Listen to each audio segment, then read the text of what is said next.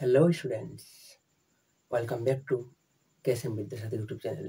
তোমাদেরকে আগের ভিডিওতে বলেছিলাম সপ্তম শ্রেণী এবং অষ্টম শ্রেণীর পরিবেশ বিজ্ঞানের সমস্ত অধ্যায় এই চ্যানেলে করে দেওয়া হবে। তাই আজ থেকে শুরু হচ্ছে আমাদের অষ্টম শ্রেণীর পরিবেশ বিজ্ঞানের ক্লাস। তো প্রথমে বলে দিয়ে রাখি যে ফার্স্ট সামেটিক পরীক্ষাতে যেসব অধ্যায় রয়েছে তার মধ্যে বল ও চাপ প্রথম অধ্যায়। বল ও চাপ সম্বন্ধে আজকে আমরা আলোচনা করব। বল ও চাপ মানে বল জিনিস কি বা চাপ কি, তো সেই সম্বন্ধে জানার আগে আমাদের জানতে হবে যে স্থির বস্তু সম্বন্ধে এবং গতিশীল বস্তু সম্বন্ধে। তো স্থির বস্তু সম্বন্ধে আমরা কি জানি? স্থির বস্তু যেসব বস্তুগুলি সময়ের সাপেক্ষে স্থান পরিবর্তন করে না। যেমন তোমরা দেখতে পাচ্ছ এখানে হোয়াইট বোর্ড রয়েছে। তো হোয়াইট বোর্ডকে যদি আমরা না সরাই তাহলে কি হোয়াইট বোর্ডটি যেখানে আছে সেখানে থেকে যাবে। তাহলে সময়ের সাপেক্ষে যদি স্থান পরিবর্তন না করে তাহলে সেটা হচ্ছে স্থির বস্তু। আবার গতিশীল বস্তু কোনগুলি? যেমন তোমরা দেখেছো যে বাস বা ট্রেন কিছু সময় পর পর স্থান পরিবর্তন করে, সেগুলি হচ্ছে গতিশীল বস্তু। আমি কি বলছি যে বল কি? তো এই বলের সংজ্ঞা জানার আগে আমাদেরকে স্থির বস্তু এবং গতিশীল বস্তু সম্পর্কে জানতে হবে। তো স্থির বস্তু সম্পর্কে আমি কি বললাম যে সময়ের সাপেক্ষে স্থান পরিবর্তন করে না। সময়ের সাপেক্ষে স্থান পরিবর্তন করবে না বা করে না। যে সকল বস্তু সময়ের সাপেক্ষে স্থান পরিবর্তন করে না তাদেরকে বলা হয় স্থির বস্তু। আবার যে সকল বস্তু যে সময়ের সাপেক্ষে স্থান পরিবর্তন করে তাদের কি বলবো আমরা? যে স্থান পরিবর্তন করে তাদেরকে বলা হয় গতিশীল বস্তু। যেমন চলন্ত বাস,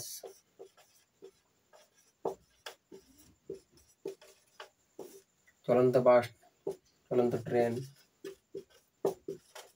এগুলো কি হচ্ছে? গতিশীল বস্তু। তো আমরা যদি স্থির বস্তু এবং গতিশীল বস্তুর কনসেপ্টটা জানো বা এখন বুঝতে পারলে তাহলেই আমরা বলের সংজ্ঞাটা বুঝতে পারবো।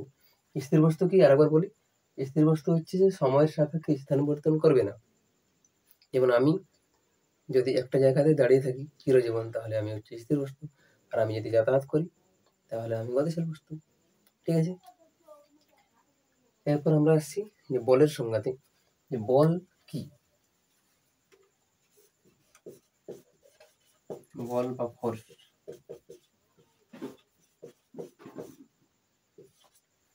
তো বল হচ্ছে যে যদি আমার কাছে মার্কার আছে, মার্কারটা যদি সময়ের সাপেক্ষে স্থান পরিবর্তন না করে তাহলে মার্কারটা হচ্ছে একটা স্থির বস্তু।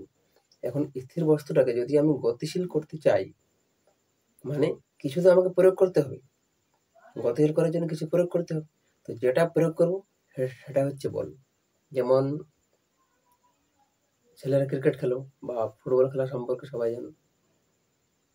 তো ক্রিকেট খেলাতে আমরা দেখেছি যখন ব্যাটসম্যান বলটা মারে তখন আমরা যখন ক্যাচ ধরি তো বলটা গতিশীল অবস্থায় আছে, সময়ের সাপেক্ষে স্থান পরিবর্তন করে আসছে। এখন বলটা যদি আমরা ক্যাচ ধরার জন্য আনি তো বলটা আমরা স্থির করার চেষ্টা করছি। তো যেটা প্রয়োগ করে আমরা স্থির করার চেষ্টা করি সেটা হচ্ছে বল।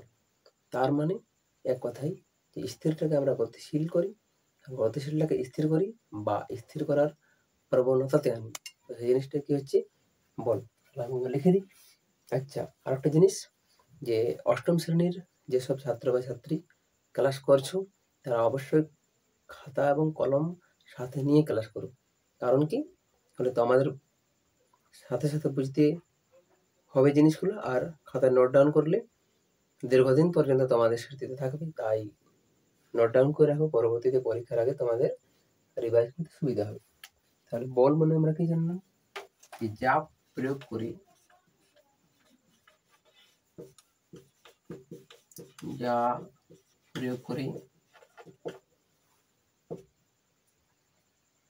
স্থির বস্তু,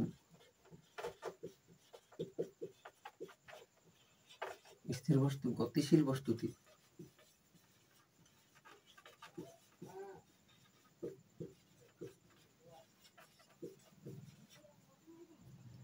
রূপান্তরিত হয়।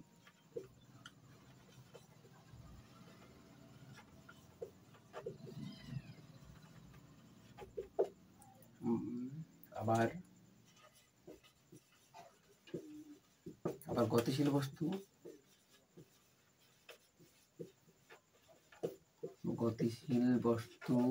স্থির হয়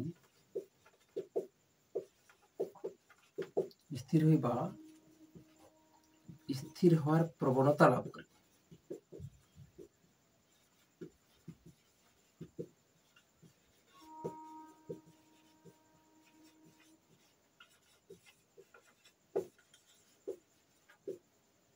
তাকে বল বলা হয়।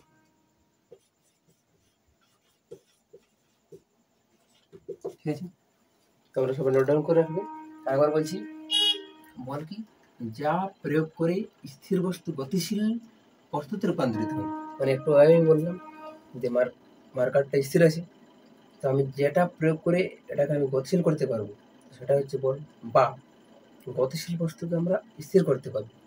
কেউ ফুটবল মারছে, তো আমি পা দিয়ে আটকাবো ফুটবলটাকে, তো যেটা প্রয়োগ করে কিছুতে প্রয়োগ করবো যার ফলে গতিশীল বস্তু স্থির হবে, বা সাথে সাথে স্থির না হয়ে কিছুক্ষণ পর স্থির হবে।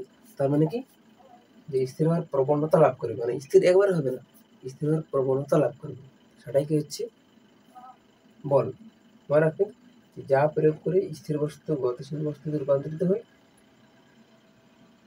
আবার গতিশীল বস্তু স্থির বা স্থির হওয়ার প্রবণতা লাভ করে, তাকে কি বলা হয়? বল।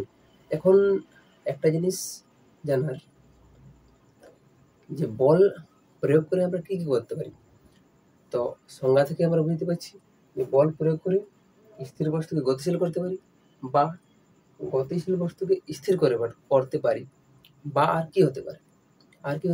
না, আকৃতি পরিবর্তন। আকৃতি পরিবর্তন বলতে, এক মিনিট, আমার কাছে দেখতে পাচ্ছি একটা প্লাস্টিক আছে, তো আমি যদি বল প্রয়োগ করি তাহলে কি এর আকৃতি পরিবর্তন, মানে আমি ছোট করতে পারবো। যেমন স্প্রিং আছে, স্প্রিংকে আমি বল প্রয়োগ করে ছোট করতে পারি। তো এই বল প্রয়োগের মাধ্যমে কোনো জিনিসের আমরা আকৃতি পরিবর্তন করতে পারি। আর দিক পরিবর্তন, কোনো একটা বস্তু আমার দিকে ছুটে আসছে, আমি তার দিক পরিবর্তন করতে পারি, তো সেটা বল প্রয়োগের মাধ্যমে হয়। ঠিক আছে।